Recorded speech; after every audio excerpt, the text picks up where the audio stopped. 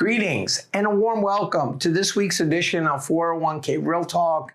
This is Fred Barstein, contributing editor at wealthmanagement.com's RPA Omnichannel and CEO at Trow, TPSU, and 401k TV. I review all of the past week's stories and select the most important and interesting ones, providing open, honest, and candid discussion you will not get anywhere else. So let's get real. First story, while auto features have had a positive impact on DC plans, at the recent DeCia Academic Forum, Harvard's David Lapson said that the impact is less than expected, eroded over time by job changers and leakage, as well as the low adoption of auto escalation. He recommended default settings at 6 to 8%.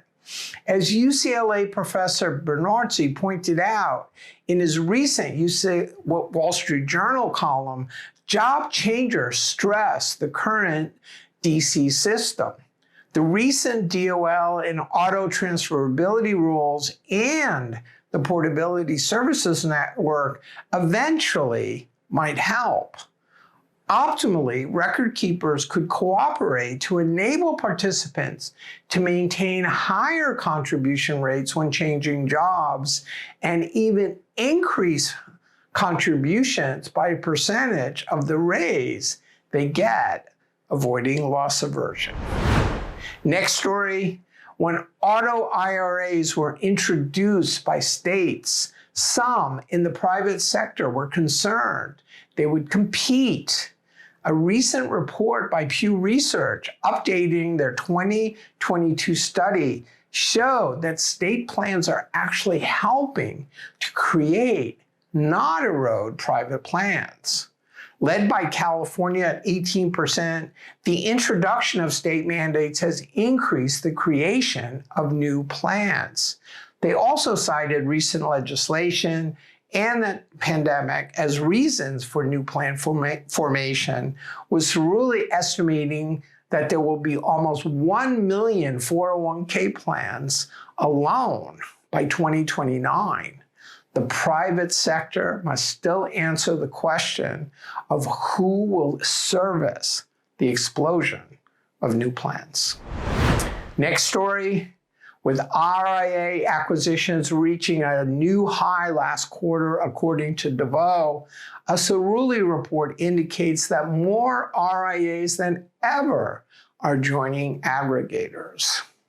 The share of RIAs affiliated with aggregators grew from 6% in 2018 to 14% last year, while AUM increased 10% to $1.5 trillion, or 18% of all RIA assets. Not only are there more buyers, RIAs are attracted to aggregators because of their tech and services, including marketing, making them more competitive. With over 37% of RIAs expected to retire over the next decade, succession planning is also a big driver. Concerns?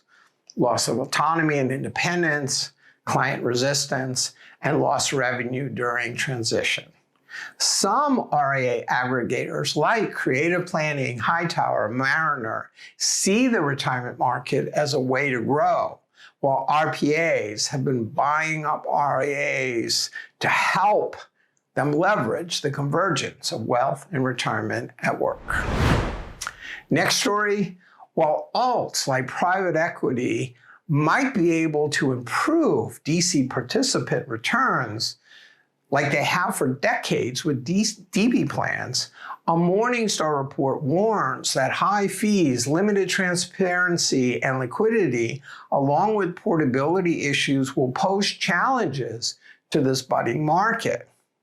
The Georgetown Center for Retirement Initiatives estimated that DC plan returns could increase as much as 15 basis points if they used alternatives.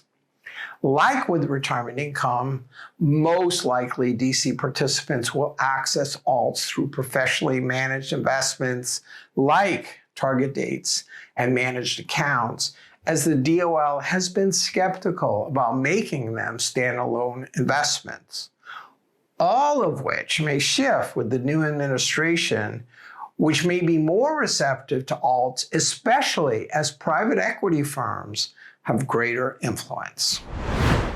Final story, defined contribution plans are, by their nature, ruled and regulated by the government, which makes lobbyists and associations so important, maybe more than any other industry. And while almost every part of the DC food chain is represented, arguably the most important group, participants, are not. Read my recent wealthmanagement.com column about how this issue could hurt participants and how the DC industry might respond. And last but not least, my recent LinkedIn poll asks which surprise NFL team is most likely to make the Super Bowl in 2025. Overwhelmingly, the Washington Commanders were the top choice, with the Chargers, Falcons, and Broncos well behind. But based on this week's results, I would be voting for the Chargers. So those were the most important stories from the past week. I listed a few others I thought were worth reading, covering will the Trump administration bring more alts into DC plans? Leaf House announces a CIT featuring private equity funds. The Wagner Law Group reviews recent forfeiture lawsuits. Corporate Insight reports on user experiences with DC provider websites. And Morgan Stanley partners with equity research service provider. Please let me know if I missed anything or if you'd like to comment. Otherwise, I look forward to speaking to you next week on 401k Real Talk.